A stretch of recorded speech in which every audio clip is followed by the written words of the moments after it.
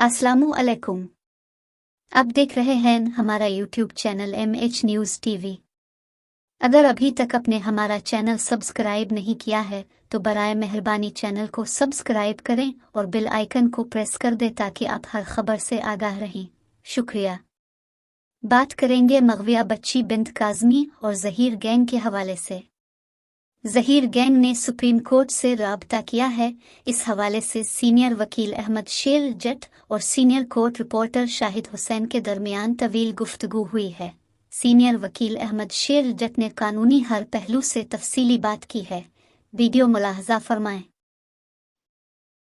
अस्सलाम वालेकुम, मैं हूं शाहिद हुसैन। अहमद शेर जट साहब मेरे साथ मौजूद हैं। शायद मैं ऐड कर दूं, सुप्रीम कोर्ट जाने पे मैं खुश हूं उनके, क्योंकि सुप्रीम कोर्ट से पहले दिन चपेड़ पड़ेगी और बड़ा मजा आएगा, बहुत मजा आएगा। सुप्रीम कोर्ट से पहले दिन ये लीव भी ग्रांट करवा लेना तो फिर मुझे बताइएगा।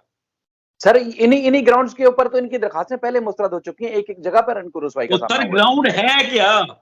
तरला ग्राउंड के अलावा है कोई नहीं, मिन्नत ग्राउंड के अलावा है कोई नहीं। वहां भी कस्में खानी है, लेटना है, लेकिन वो सुप्रीम कोर्ट है। सुप्रीम कोर्ट के अंदर मैंने उनकी वो पिटीशन पढ़ी है, उसके अंदर उन्होंने कंसीलमेंट इतनी कर दी है। वो लीव, ये दुआ करें कि लीव ग्रांट ना हो। अगर लीव ग्रांट हो गई और जाकर जिब्रान लोगों ने बता दिया ना कि ये कंसीलमेंट की है, और सुप्रीम कोर्ट से जान नहीं छूटनी इनकी।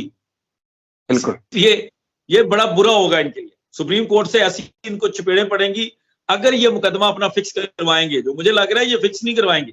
ये नीचे लिंकर ऑन करने के लिए कर रहे हैं ये सारा कुछ, कि हम नीचे जाके लियास मेमन साहब को कहेंगे हमने तो सुप्रीम कोर्ट आपकी कॉग्निजेंस चैलेंज की हुई है, वेट कर लें, फलां कर लें। फर्द जुमायत करने के लिए कभी एक बंदा गैर हाजिर कर देंगे, कभी दूसरा कर देंगे। ये इस तरह की हरकतें करेंगे और कुछ भी नहीं। जज साहब, थोड़ी सी वीडियो लंबी हो गई तो मैं चाह रहा हूँ कि 2-3 मिनट और ये से गुफ्तगू कर लेते हैं ताकि फिर इसको 2 पार्ट में हम पब्लिक तक रखें।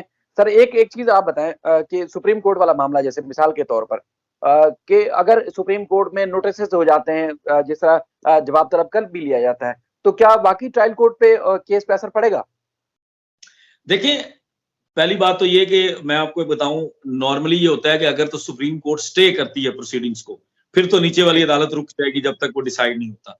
लेकिन नॉर्मली मैं आपको बताऊं, हमारी प्रैक्टिस के अंदर सुप्रीम कोर्ट के अंदर जब आप चले जाते हैं ना, तो सुप्रीम कोर्ट सर माँ है, बाप है, जो भी कर लें, दादा दादी सब कुछ है, वो सब माई बाप है सारी हमारी अदालतों की। तो सुप्रीम कोर्ट के अंदर लोग अक्सर दावा दायर करके या कुछ चीज दायर करके तो कह देते हैं नीचे आके जी हमने ऊपर दायर किया हुआ है, चीजों को चैलेंज किया हुआ है। आपने देखा होगा कि जमानत कबल गिरफ्तारी दायर करते हैं, वो फिक्स हो 6 महीने बाद पुलिस पकड़ नहीं सकती। तो इसलिए एक असर ये पड़ता है कि नीचे वाली अदालतें रुक जाती हैं, वो प्रोसीड नहीं करती, वो वेट करती हैं सुप्रीम कोर्ट। लेकिन हाँ, अगर कानूनी तौर पर उनके ऊपर कोई कदगन नहीं है, अगर जज तगड़ा हो, जज समझदार हो, जज के पास इतनी हिम्मत और ताकत हो कि वो कानून के ऊपर ग्रिप रखता है, तो वो प्रोसीड करता है कि जब तक मुझे स्टे नहीं आएगा, चाहे सुप्रीम कोर्ट हो चाहे कुछ भी हो, मैं नहीं रुकूंगा, तब तक तो वो नहीं रोक सकते। लेकिन इस केस के अंदर जो मैं आपको बता रहा हूं ना, कि जो मुझे लग रहा है, क्योंकि उस पिटीशन के अंदर कुछ है नहीं, उस पिटीशन के अंदर कोई ग्राउंड नहीं है, उस पिटीशन के अंदर कंसीलमेंट की हुई है। वो कंसीलमेंट जब ऑनरेबल कोर्ट के सामने आनी है ना, जब जिब्रान नासिर ने पॉइंट आउट करनी है, या जो भी उनके साथ उनकी लीगल टीम के कॉलीग पेश होंगे जो सुप्रीम कोर्ट में अपीयर होंगे, उनकी तरफ से जब असिस्ट किया जाना है, तो ये लोग रुल जाएंगे।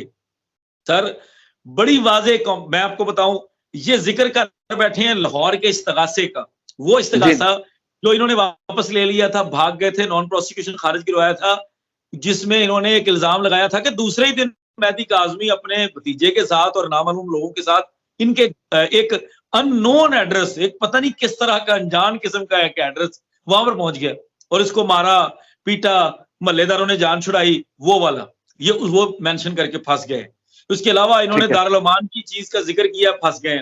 वो दारुल अमान की दरखास्त पढ़ के सुनाई जाएगी, कोर्ट का फैसला पढ़ के सुनाया जाएगा लाहौर वाले मजिस्ट्रेट रिजवान अहमद का, जिसके अंदर ये पता चलेगा कि मजिस्ट्रेट साहब ने भी क्या ब्लंडर किया हुआ है, किस तरह हाथ से काट के हस्बैंड की जगह पेरेंट्स किया हुआ है। तो ये फंस गए हैं बुरी तरह। फिर इन्होंने अगेन क्वैशमेंट ऑफ FIR का जिक्र नहीं किया। इन्होंने ये नहीं बताया कि हम पहले क्वैशमेंट में गए, हमें चपेड़ें पड़ी, उसके बाद हम दोबारा गए चलान की कॉग्निजेंस को चैलेंज करने। हम तो कोर्ट को काम ही नहीं करने दे रहे, ट्रायल कोर्ट को, और बाहर बैठ के इनके मुलाजमीन डंडोरा पीट रहे हैं।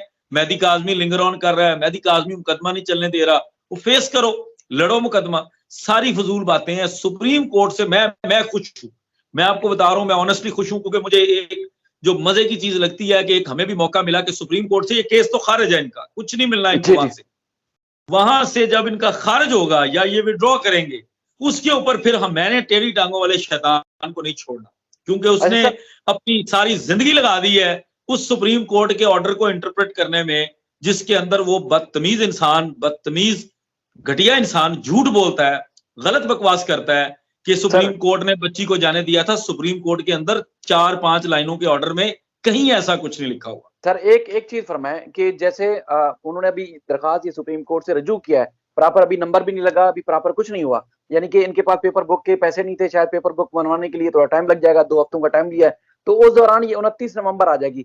29 नवंबर ट्रायल कोर्ट में चार्ज के लिए केस रखा हो, यानी कि मुल्जमान पे फर्द जुर्म आयद होनी है। फर्द जुर्म आयद होगी तो उसके मतलब एक फिर गवाह आना शुरू हो जाएंगे, मजीद जो है वो आगे केस चलना शुरू हो जाएगा, तो चार्ज फ्रेम तो नहीं रुकेगा ना इस दौरान? देखिए, नहीं रुकना चाहिए, असूली तौर पर तो नहीं रुकना चाहिए, क्योंकि अगर ये जमा करवा भी देना, पेपर बुक के पैसे जमा हो भी जाएं, लाहौर से सुना है फंडिंग का सिलसिला चल पड़ा है, वो कोशिश कर रहे हैं, पैसे इकट्ठे कर रहे हैं, आमर न्याज बडेरा साहब को भी कोशिश कर रहे हैं कि अगर उनकी मुताबिक उनकी कीमत दे दी जाए तो वो शायद वापस आ जाए, लेकिन अभी तक तो उन्होंने इनकार किया, क्योंकि उन्होंने कहा कि यार पैसों से ज्यादा इज्जत संभालनी है, सारा कैरियर तुम लोगों ने गवा दिया। इस चीज के ऊपर अगर इनके पास वो सब कुछ हो भी जाए तो ये केस अभी फिक्स नहीं होना, इसको टाइम लगना है, और नवंबर के एंड तक, अभी तक तो इनका रोस्टर नहीं है। आप बेहतर बता सकते हैं कि सुप्रीम कोर्ट का रोस्टर कब एक्सपेक्टेड है, तो अगर वो आएगा साल के बिल्कुल आखिर में, साल की बिल्कुल आखिर में, यानी कि दिसंबर 25 के बाद, शायद 20 या 25 के बाद यहाँ शायद सीटिंग हो, तो फिर तो देखें असूली तौर पर कुछ भी नहीं होना चाहिए, असूली तौर पर चार्ज फ्रेम होना चाहिए, और इस चीज की वजह से कोई रुकावट नहीं आनी चाहिए, क्योंकि केस के अंदर प्रोसीड ही नहीं हो रहा, कुछ स्टे नहीं हो रहा कुछ भी, तो इसलिए फिर तो उसको प्रोसीड करना चाहिए ऑनरेबल कोर्ट को, जो उनका एक सिस्टम चल रहा है उसके मुताबिक चार्ज फ्रेम करें और इनको आगे ट्रायल शुरू करें। और जब ट्रायल शुरू हो जाएगा, जो मजे की चीज है, फिर सुप्रीम कोर्ट ये भी मेंशन करेगी कि जाओ ट्रायल फेस करो, जाके दो वहां पे जो दरखास्तें देनी है, जो ये कई लोग 265 के की जो रिमेडी का कहा था जस्टिस सलाउद्दीन पंवर साहब ने, 265 के में तो नहीं गया, ये सिंध हाई कोर्ट के उस फैसले को जाके उन्होंने चैलेंज कर दिया, ट्रायल कोर्ट में इनको वापस जाना चाहिए था अगर इनके पास कोई मवाद था बचने के लिए। तो बिल्कुल, असल में 265 के अंदर ना चार्ज फ्रेम के बाद जा सकते हैं, चार्ज फ्रेम हो जाता है जब, और उसके बाद कोई एक आध गवाह हो जाए तो मुनासिब होता है कि 265 के में जाए। अच्छा, इनको जल्दी थी, मतलब आप कहते हैं प्रोबेबिलिटी नहीं है जी, कोई चांसेस नहीं है प्रोसिक्यूशन के पास ना, हमें नहीं लगता कि सॉलिड एविडेंस है जिससे हम कन्विक्ट हो सकते हैं, कन्विक्शन के चांसेस कम है, कन्विक्शन हो नहीं सकती, इसलिए हमें इसमें से बरी कर दिया जाए, तो वो एविडेंस के बाद ये कोशिश कर रहे हैं कि किसी तरह मुकदमा चले ही ना, किसी तरह अचानक इमरजेंसी लग जाए मुल्क के अंदर, अचानक से अदालतें मुअत्तल हो जाएं, अचानक से सब कुछ निजाम दरम बरम हो जाए, कोई ऐसा निजाम आ जाए पाकिस्तान के अंदर कि इस केस को शुरू ना करना पड़े, तो इसलिए ये कोशिश कर। एक और चीज फरमाइएगा, ये बिल्कुल आखिरी सवाल है सर, वो मामला ये है कि जो जस्टिस सलाउद्दीन पंवर साहब ने हुक्म दिया था कि इसमें जो चाइल्ड सेक्रेटरीज होंगे उनको शामिल होना चाहिए, जो नई रिपोर्ट बनाई जा रही है, जो उन्होंने विजिट भी शुरू कर दिए हैं, तो उस पे तहफुजात का पहले जिब्रान नासिर इजहार कर चुके हैं। अगर रिपोर्ट में ये नजर आता है या बज़ाहिर ये लगता है कि रिपोर्ट किसी इन्फ्लुएंस में बनाई गई है, किसी इन्फ्लुएंस में तैयार की गई है, जिन खदशात का पहले वो तस्करा कर चुके हैं, रिपोर्ट ट्रायल कोर्ट में भी आ जाती है, तो उसकी फिर क्या कानूनी हैसियत रह जाती है, क्योंकि पहले खदशात का इजहार कर चुके हैं जिब्रान नासिर?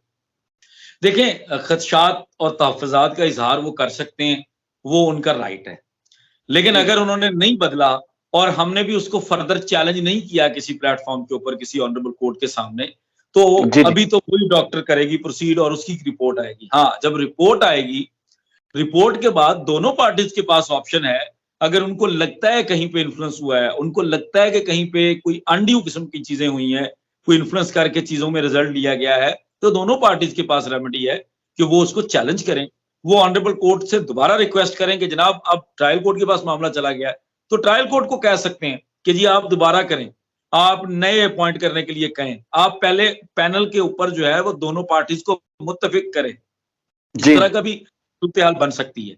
लेकिन अभी तक जो क्लियर चीज नजर आ रही है उसमें तो जो जाहिर है इन्होंने एतराजात उठाए भी हैं जिब्रान भाई ने, लेकिन फिर भी चूंकि उन्होंने प्रोसीड कर दिया है तो रिपोर्ट तो उसी की आएगी, और वो काम कर भी रही है।